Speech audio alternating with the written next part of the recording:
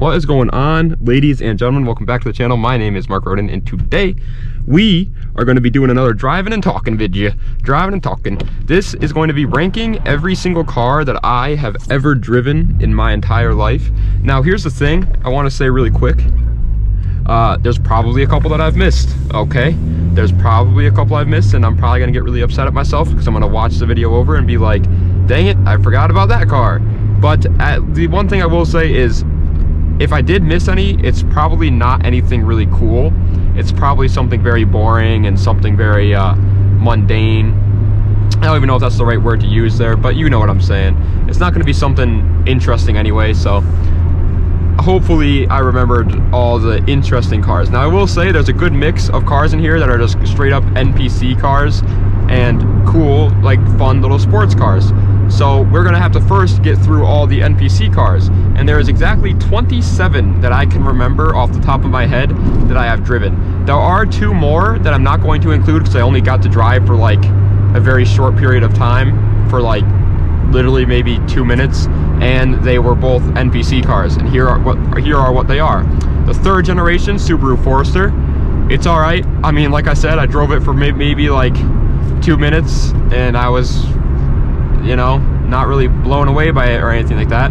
And then the Ford Focus ST. Now, that is a sports car, and so I did want to include it, but like I said, I literally drove it for maybe 2 minutes, and at the time I didn't know how to drive a manual, and it was a manual, and it was honestly kind of a nightmare to drive that car. So I'm not going to include those cars on the list because I don't think that I could do what the car, you know, it handles like and stuff like that justice off of just 2 minutes of driving and not even knowing how to drive the manual transmission. So without further ado, let's go right into the list with number 27, which is going to the Hyundai Accent. This thing sucks. This car, like, there's literally, I understand, you know, some people are in a rough situation and they need to buy a car that is really cheap and they don't have a lot of money. Don't buy this one. It's just not worth it. Everything about it is worse than any other car I've ever driven. Its space sucks, its interior sucks, its looks suck, its safety ratings suck, its reliability suck, its gas mileage is alright, but everything else sucks. It's a horrible car, don't buy it. Next, at number 26, is going to the Chevy Tracker. This is also like a Geo Metro, or not a Geo Metro, a Geo Tracker is what they called these as well. Once again, this thing absolutely blows. There's no reason whatsoever to buy one of these vehicles. Just buy like a CRV. If you're looking for like a cheap SUV, buy a CRV. Not this thing. This thing sucks. My friend Patrick used to own it, and I actually got to drive this thing a lot. I had it because he was always, you know, we were always going out to bars. I don't drink, and he does, and so I would always drive his car for him, and it sucks. It absolutely sucks, dude. It's not a fun car. You don't feel cool. It can go off-road, which is, I guess, cool, but that's it. That's the only thing that the car has going for it. Now, the next car, I gotta check my phone right quick. Don't worry, I'm not.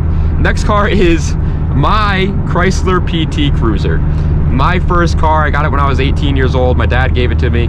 He would shout out Dad, and I'm really appreciative of the car. It did a lot with me. I have a lot of memories in it, but actually driving the car and actually being in it, yeah, it's not a good car. In terms of like space, you actually have quite a bit of space, and in the interior is very forgiving, and I like that about the PT Cruiser. Everything else sucks though. It's not fast at all. It doesn't handle well. Can't go off-road. It gets stuck in the snow all the time, so it sucks for anybody living up north. It's not cool looking at all. The space is all right, but when you get into the back, it's not that good for a hatchback. It's just not a good car. It really isn't, and the PT Cruiser is probably going to go down in history as one of the worst. I don't think it should be the worst because, like I said, it's a lot better than the Chevy Tracker, and it's a lot better than the Hyundai Accent, but it's pretty bad. I do understand why people don't like that car. It's not fun. I'm so happy I'm driving an Integra instead of that car now. Coming in at number 24 is going to a bit of a shocker. All the pretty much NPC cars are out of the way. So 24 is the Honda Civic 6th generation coupe. I drove this car on a test drive. That's the only time I got to drive it, but I did get to drive it for 10 minutes, so I put it on the list because I think 10 minutes is a decent amount of time. Like, you can get a good understanding of a car in 10 minutes, I feel like. And I'm putting it right here at 24. Now, here's the thing. I totally understand that 6th gen Civics are really cool cars, and especially once you start to modify them, they can be a blast. This one was bone stock. It had a ton of problems. The manual shifting through gears felt like I was trying to pull freaking Thanos through space and time. It took so long. It was horrible, so that's not fun.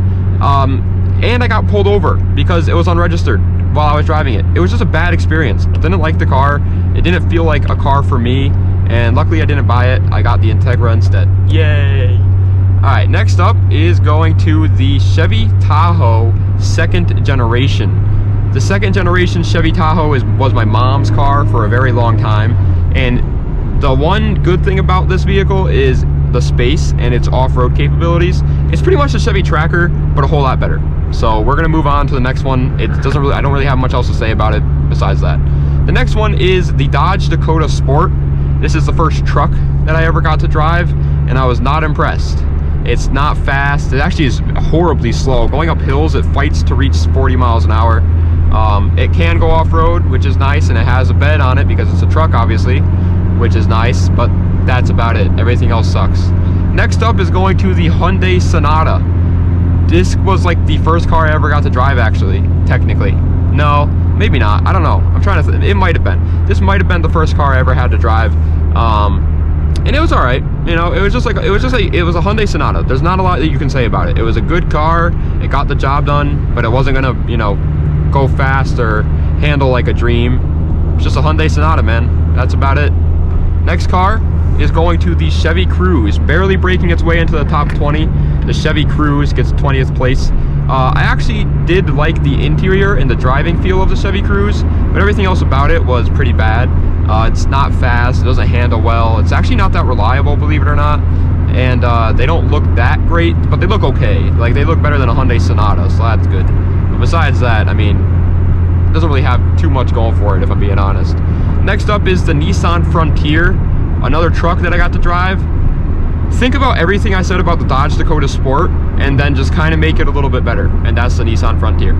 Next up is going to a new Toyota RAV4. This is my mom's current vehicle, and it's actually a nice little car. I gotta give it to him. It's not gonna, you know, it's not too flashy. You're not gonna, you know, catch some necks with that thing, and it's not super fast or anything like that.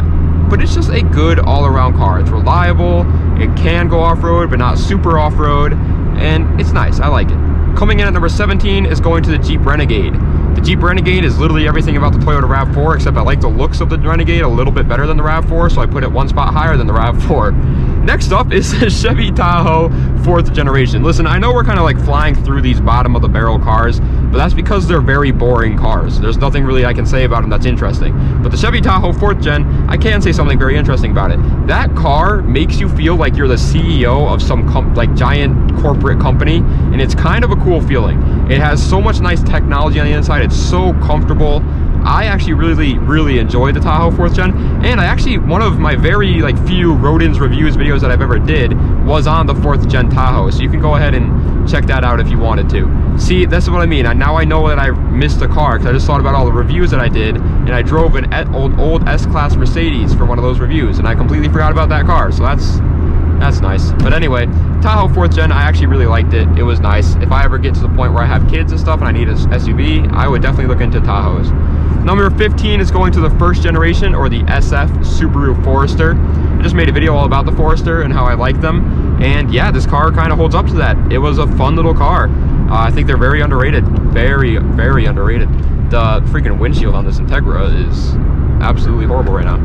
Next up is the BMW 328i E90. The E90 328i. It felt very boring for a BMW. I've driven a lot of BMWs, as you're gonna find out here in the past, and this was definitely my least favorite. So here it is at number, what was it? Number 14. Number 13 is the Volkswagen Jetta Mark 6. Volkswagen Jettas feel like BMWs just watered down, and I don't really like that. It wasn't fast. It looks cool. I like the Mark 6 Jetta in terms of their looks. I think they look nice, and they are pretty comfortable on the inside, and they're actually pretty reliable, but that's about it. Next up is going to the Nissan Altima Coupe. I got to drive this on a test drive, so I don't have too much of a say in it, but it actually is a very well-rounded vehicle. I didn't get to drive the one with the VQ in it. I only drove the inline 4, so it wasn't very fast, but besides that, it was actually a very nice car. I liked it a lot. It handled well. It sounded pretty nice. It had a nice interior, especially for its year. It was a 2008 and it had a very nice interior. So number 12, good spot. Number 11 is going to the Audi A4 B6. here's the thing about the A4B6. I loved driving this car, but it was heavily modified. It was slammed on the ground, it was making a lot of horsepower, it was very loud, short throw shifter, all the necessities that you would want in a car was on this car, and it made me like it a lot more. So I don't know, it might be cheating. Number 10, barely breaking its way into the top 10, is going to the Mazda Miata. The old Miata. Everything about the Miata is amazing, but the one thing that brings it all the way down to number 10 is its space. I'm a 6'1" guy, and driving a Miata was a little bit annoying. Coming in at number 9 is this car, my Acura Integra. I like it, man. I like it a lot. What can I say? It's fun. It's not modified yet. I guarantee when this thing is modified, it'll be a lot higher on this list. But it's just a fun little car. It's not fast in a straight line, but it's fast around corners. It doesn't look the best in terms of stock looks, for sure, but that's what mods are for, right? Number 8 is going to the Chevy Silverado 2500 HD Cat Eye. This was my dad's truck. It's a diesel. It was very loud, and it made you feel like you were a man on top of the world. Moving on. I kind of like trucks for that one reason, and that one reason only. Number 7 is a BMW 328i E46. The E46 is a very underrated platform in my opinion. I like it a lot. The one thing I will say about the E46 though is it wasn't very fast. However, it was rear-wheel drive, it was lowered, it was a very fun car to drive. I felt cool driving it. Everything about the car felt fun, so I liked it for that. Number 6 is going to the Chevy Silverado 1500 previous generation. This was my friend's truck, and it was very, like, so just comfortable. It was like, if you want a car where you're driving around all day and you're not going to get bored of driving it, a Silverado 1500 is an amazing deal. It's off the ground, so you feel safe. It's reliable, so you don't have to worry about breaking the bank, and it's a very nice, comfortable interior and all that mumbo jumbo. So that was very nice of it. Next up is going to where are we right now? We're at number 5. Number 5 is the Volkswagen GTI Mark IV, right? Yes. Yep, Volkswagen GTI Mark IV. This is another car that was heavily modified. It was making like 220 horsepower, I think, and a car that weighed like the same amount as a Miata did. And so that was a little interesting for sure, but it was so much fun. This thing was so quick. I loved it. This is the car that made me love the Mark IV GTI. When I drove that thing, it was a blast. I freaking loved it so much, so it absolutely deserves a number 5 spot. But coming in at number 4 is going to the BMW 328i F30. This car was something else. In terms of just straight up luxury, it definitely takes the cake of all the cars I've ever driven. It's the most luxurious, for sure. It's the most comfortable, and it's just a base model too. You can find these under 10K, and it's honestly mind-blowing. But in terms of speed, it really wasn't all there. It wasn't fast stock, but everything else about it was pretty damn good, and I like that for it. Breaking its way into the podium finish at 3rd place is going to my 350Z. I wanted to put it at number 1 and be biased because I have a 350Z, obviously, and I love that car. But there are 2 cars that I've got to drive that are a lot more enjoyable than my 350Z. My 350Z though is still an absolute blast. I love doing donuts. I love the sound it makes. I love the interior. I love how it looks. I love the way people look at me when I'm driving it. It's such a freaking fun car. I love that car so much. But 2nd place, one of the cars that beats it, is the BMW 335i E92. That's right, I got to drive one of the cars that I always rant and rave about on the channel, and I didn't even mention it on the channel.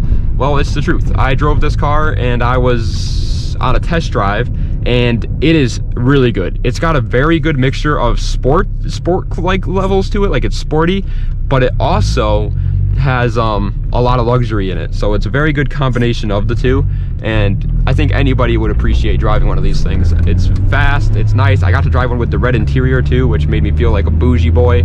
It looks cool.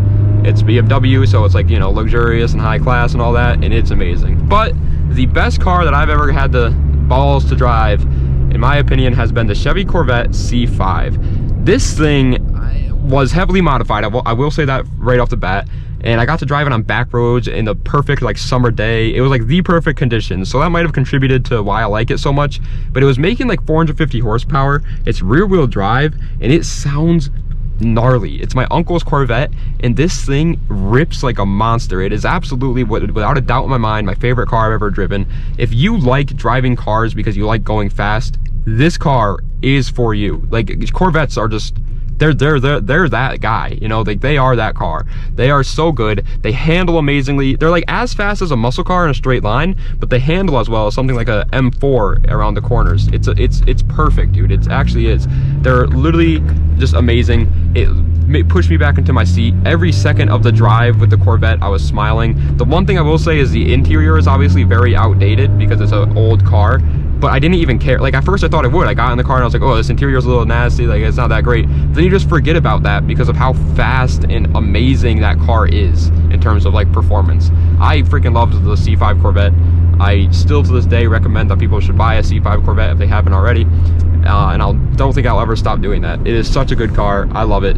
That car made me a fan of Corvettes. I love it so much. But anyway, thank you guys so much for watching. I appreciate it. That's all the cars that I've ever driven. This is a very long video, probably. How long is it? Oh, so far it's only 15 minutes. That's actually not as bad as I thought. I thought it was gonna be like a 20-minute long video. I'm literally, as I'm like making this video, I'm thinking of other cars that I got to drive and I never was able to, that I forgot about and I didn't put in this list, and it kind of sucks, but I'll try to put something up at the end. Maybe, yeah, I'll put something up at the end with like a list of the cars that I could think of since then, and then where I would kind of put them, because most of them are pretty boring anyway, so it doesn't really matter. But I did forget a couple. Like, I'm thinking of some right now, like that S-Class Mercedes I was talking about earlier. I forgot about that. I forgot about my uncle's 1500 Cat-Eye pickup truck, although I did already say the 2500 HD Cat-Eye, so I guess I don't really have to include the 1500. It's just a slower version of it, so it doesn't really matter, I guess. But what else did I feel like I forgot another, like there's definitely a couple. So anyway, thank you guys so much for watching. I do appreciate it. I'll put up at the end a little screen with all the cars that I must have forgotten about, and yeah, where they'll go and all that stuff. So thank you guys so much for watching. I appreciate it. Das Vidania. Have a nice night.